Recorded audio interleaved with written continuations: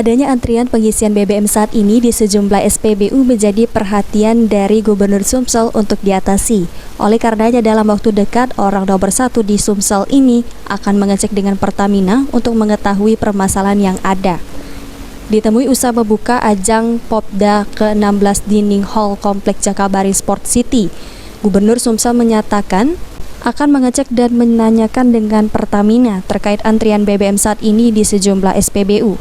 Setelah mengetahui permasalahan, Gubernur akan menurunkan tim ke lapangan guna mengatasi masalah antrian BBM di sejumlah SPBU. Tanya soal antrian BBM yang terjadi saat ini seperti apa, Pak? Iya, saya ikuti pemberitaan hari ini.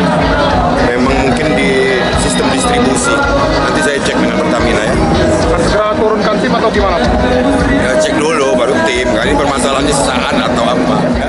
Sementara itu, beberapa waktu yang lalu, DPRD Sumsel khususnya Komisi 4 berencana memanggil pihak Pertamina terkait masalah antrian BBM di SPBU. Saat ini Komisi 4 DPRD Sumsel masih menjadwalkan pemanggilan tersebut. Firman Hidayat, PAL TV.